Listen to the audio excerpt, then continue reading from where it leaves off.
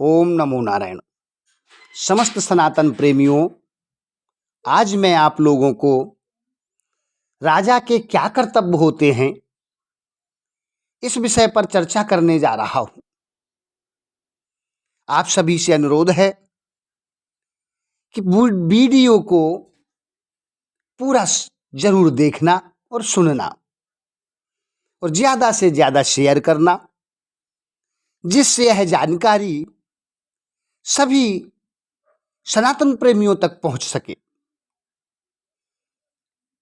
आइए चर्चा को आगे बढ़ाते हैं। राजा का कर्तव्य क्या है, या यूं कहें राजा को क्या करना चाहिए। पहले राजा होते थे जब राजाशाही चलती थी। अब लोकतंत्र है, तो लोकतंत्र में जो शासक शासन करता है, अर्थात जो सरकार में होता है, वही राजा होता है। जैसे अपने पूरे देश का राजा प्रधानमंत्री होता है, प्रदेश का मुख्यमंत्री होता है, और जो शहर होते हैं उधर चेयरमैन होता है, गांव में प्रधान होता है। ये राजपद ही है, क्योंकि यह समाज की व्यवस्था के लिए यह पद बनाया गया है।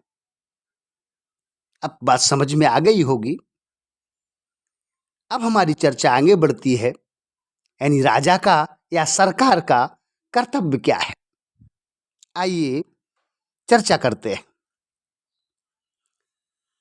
सामाजिक व्यवस्था पर समाज का अधिकार है। जो हमारी सामाजिक व्यवस्थाएं हैं, जो व्यक्ति जिस समाज में उत्पन्न हुआ है, उस समाज के अनुसार हमारे कुल की, परिवार की, समाज की कुछ परंपराएं होती हैं।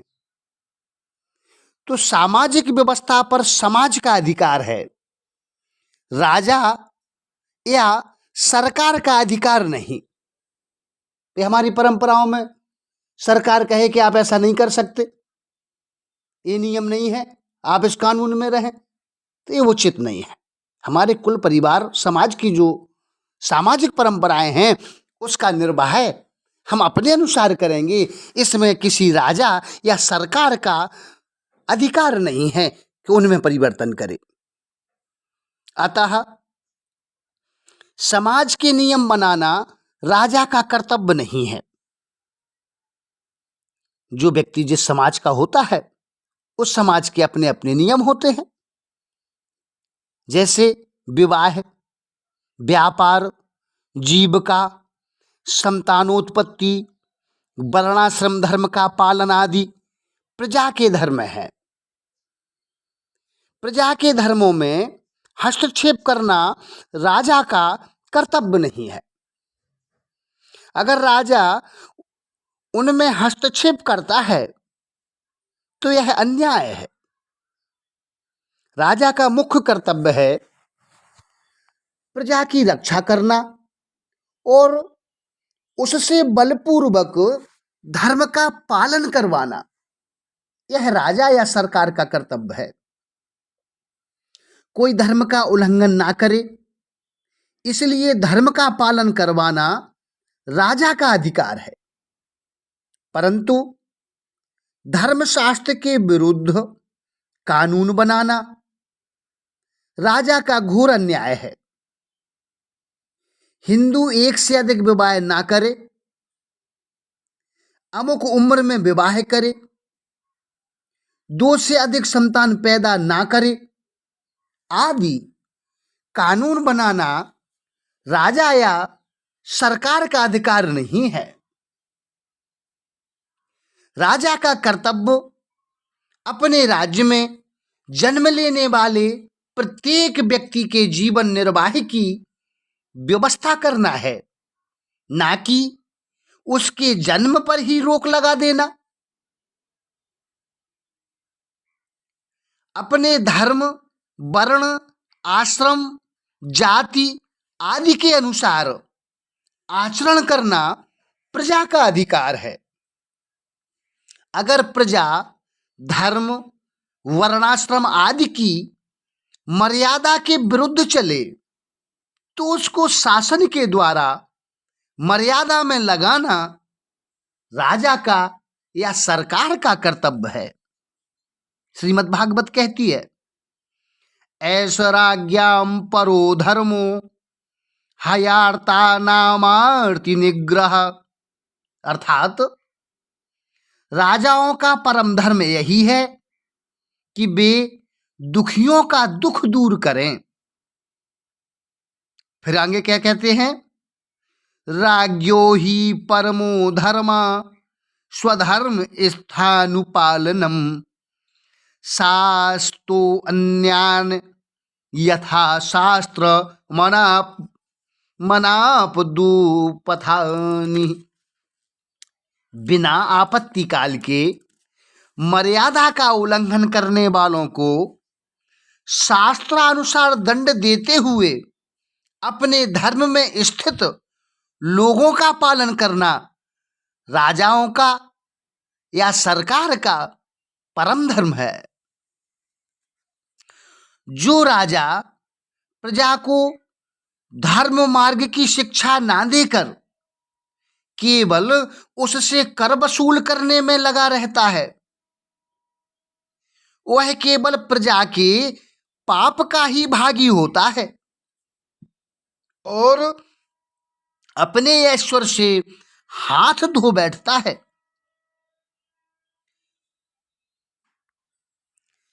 राजा का कल्याण प्रजा पालन में ही है।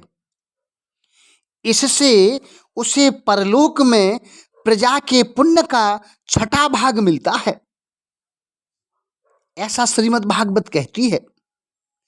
इसके विपरीत जो राजा प्रजा की रक्षा तो नहीं करता पर उससे कर वसूल करता जाता है, उसका सारा पुण्य प्रजा छीन लेती है और बदले में उसे प्रजा के पाप का भागी होना पड़ता है।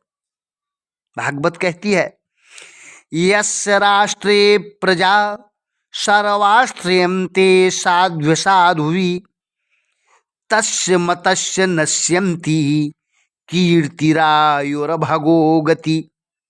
अर्थात जिस राजा के राज्य में दुष्टों के उपद्रव से सारी प्रजा त्रस्त रहती है, अर्थात जो राजा हो उसके जो कार्यकर्ता हैं, उसके मंत्री इत्यादि हैं, वो जनता की जमीन हड़प लें, जनता को परेशान करें, उसका धन छीनें, उन्हें परेशान करें, तो ऐसी सरकार या राजा, उस मत वाले राजा की कीर्ति, आयु, ऐश्वर्य और परलोक नष्ट हो जाते हैं।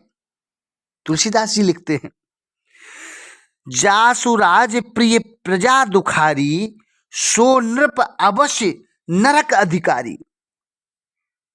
प्रजा का शासक राजा होता है और राजा के शासक वीतराग संत महात्मा होते हैं।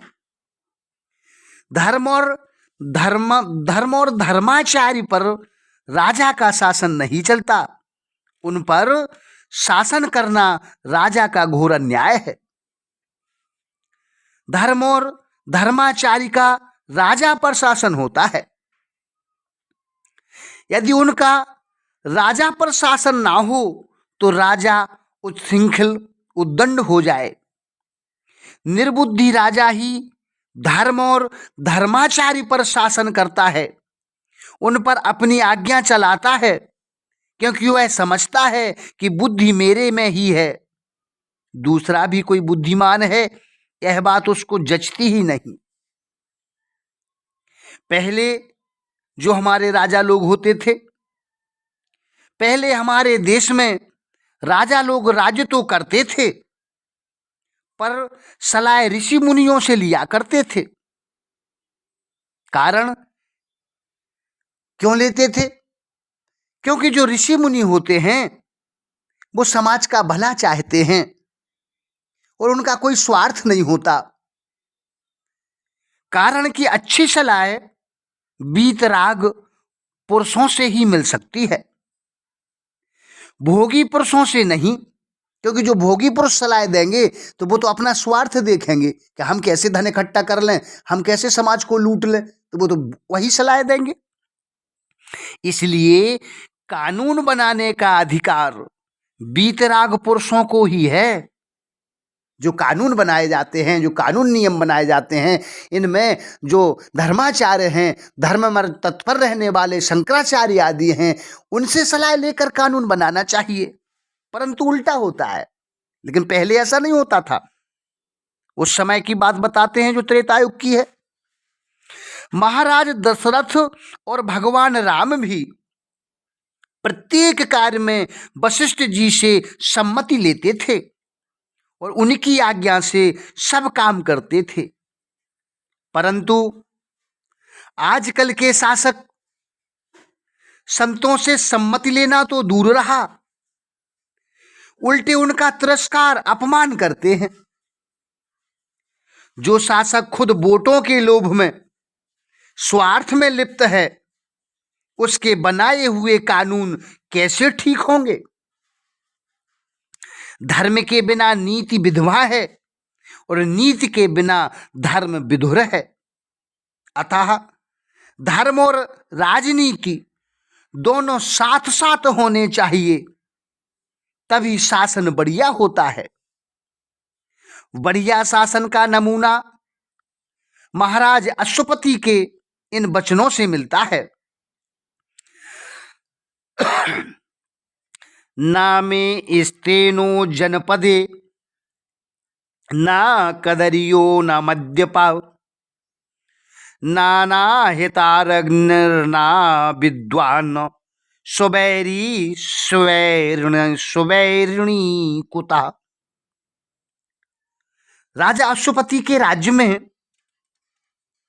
ना तो कोई चोर है, ना कोई कृपण है, ना कोई मदरा पीने वाला है, ना कोई अनाहिताग्नि अग्निहोत्र ना करने वाला है, ना कोई अविद्वान है और ना कोई परिस्त्रीगामी ही है। पर उल्टा स्त्री व्यास्या तो होगी ही कैसे? पर आज की स्थिति क्या है? जो वोटों के लिए आपस में लड़ते हैं, कपट करते हैं, हिंसा करते हैं, लोगों को रुपए दे देकर फुसला फुसला कर वोट लेते हैं, उनसे क्या आशा रखी जाए कि वे न्याययुक्त राज्य करेंगे? नेता लोग वोट लेने तो आ जाते हैं, पर वोट मिलने के बाद सोचते ही नहीं कि लोगों की क्या दशा हो रही है। वोट लेने के लिए तो खूब गाड़ी दौड़ाएंगे, तेल फूकेंगे, लाखों करोड़ों रुपए खर्च करेंगे, अपना और लोगों का समय बर्बाद करेंगे, पर वोट मिलने के बाद आकर पूछेंगे ही नहीं कि भाई तुम लोगों की सहायता से हमें वोट मिले हैं, तुम्हारे घर में कोई तकलीफ तो नहीं है, तुम्हारा जीवन निर्वाह कैसे हो रहा है। लेकिन जो पहले के राजा थे, पहले के राजा लोग शासन करते थे तो वे राज्य की संपत्ति को अपनी ना मानकर प्रजा की ही मानते थे और उसको प्रजा के ही हित में खर्च करते थे। प्रजा के हित के लिए ही वे प्रजा से कर लेते थे। सूर्यवंशी राजाओं के विषय में महाकवि कालिदास जी ने कहा है, प्रजा नामेव भूत्यर्थम साताभ्यो बलिमगृहीत सहस्र गुण मुष्टुमादत्ते ही रसम रवि। जैसे राजा लोग अपनी प्रजा के हित के लिए प्रजा से उसी प्रकार कर लिया करते थे जिस प्रकार सहस्त्र गुना करके बरसाने के लिए ही सूर्य पृथ्वी से जल लिया करता है। जब राजाओं में स्वार्थ भाव आ गया और वे प्रजा की संपत्ति का खुद उपभोग करने लगे, तब उनका परंपरा से अरबों वर्षों से चला आया राज्य भी नहीं रहा। जब राजाओं ने प्रजा के धन को अपने लिए उपयोग करना प्रारंभ कर दिया। इसी प्रकार आजकल के नेता हैं, जो नेता सत्ता में आकर धन कमाकर अपने परिवार बच्चों के लिए इकट्ठा करके रख रहे हैं, तो ऐसे नेताओं का राज्य टिक नहीं सकता, स्वतः ही नष्ट हो जाता है। आज झूठ, कपट आदि के बल पर जीतकर आए हुए नेता लोग सोचते हैं कि हमें तो 5 वर्षों तक कुर्सी पर रहना है, आगे का कोई भरोसा नहीं, अतः जितना संग्रह करके लाभ उठा सकें उतना उठा लें। देश चाहे दरिद्र हो जाए, वे यह सोचकर नीति निर्धारण करते हैं कि धनियों का धन कैसे नष्ट हो। यह नहीं सोचते कि सबके सब धनी कैसे हो जाएं। महाभारत में आया है, यथा मधु समादत्ते रक्षन् पुष्पाणि षट्पदा तद्वदर्थान् मनुष्येभ्यो आदिद्याद् विहिंसया। अर्थात जैसे भौरा फूलों की रक्षा करता हुआ उनके मधु को ग्रहण करता है, उसी प्रकार राजा भी प्रजा को कष्ट दिए बिना ही उनसे धन कर ग्रहण करे। परंतु आज सरकार धनियों का धन छीनने के लिए उनके घरों और दुकानों में छापा मारती है, जो कि डाका डालना ही है, और धनी लोग टैक्स से बचने के लिए तरह तरह की बेईमानी सीखते हैं। दोनों ही देश का हित नहीं सोचते। इस नीति से भविष्य में देश की क्या दशा होगी, ऐसा विचार नहीं करते। सरकार धनियों से जबरदस्ती धन लेने की चेष्टा करेगी तो धनियों के भीतर भी जबरदस्ती धन छिपाने का भाव पैदा होगा। इसलिए सरकार को चाहिए कि वह धनियों का धन ना छीनकर उनके भीतर उदारता का, परोपकार का भाव जागृत करें। वह यह भाव वीतराग पुरुषों के द्वारा ही जागृत किया जा सकता है। जो वीतरागी पुरुष होते हैं, जो संत होते हैं, अगर संत लोगों के अनुसार राजनीति हो, जो संत हैं उनके द्वारा राज्य का संचालन करने का तरीका राजा लोग सीखकर फिर कार्य करें। जो वीतरागी संत होते हैं उनके द्वारा समाज में सदा अच्छे कार्य किए जाते हैं। उदाहरण के रूप में यूपी में आज एक संत मुख्यमंत्री बना बैठा है। वो आप सभी लोग देख रहे हैं यूपी कहां से कहां पहुंच रही है, ये आप अनुभव कर रहे हैं। अब ज्यादा ना कुछ कहते हुए अपनी वाणी को विराम देते हैं और सभी लोगों से निवेदन करते हैं कि हमारे इन विचारों को सुने और समाज में समस्त सनातन प्रेमियों तक भेजें, जिससे जो हमारी जनता है, जो हमारा जनमानस है, उसे यह समझ में आए कि हमें कैसे राजा को चुनना है। जो राजा समाज का भला करता हो, जो धर्म संस्कृति को बचाने का कार्य करे, जो मनुष्य को सत मार्ग पर लगाए, ऐसे राजा को हमें चुनना चाहिए, ऐसी सरकार हमें बनानी चाहिए। अन्यथा अंधेर नगरी चौफट राजा, टका सिर भाजी टका सिर खाजा जैसी स्थिति उत्पन्न होगी। इसी के साथ अपनी वाणी को विराम देते हैं, भगवान का नाम लेते हुए अपनी वाणी का समापन करते हैं। हरे राम राम राम हरे हरे, हरे कृष्ण कृष्ण कृष्ण हरे हरे, हरे राम राम राम हरे हरे, हरे कृष्ण कृष्ण कृष्ण हरे हरे। ओम नमो नारायण।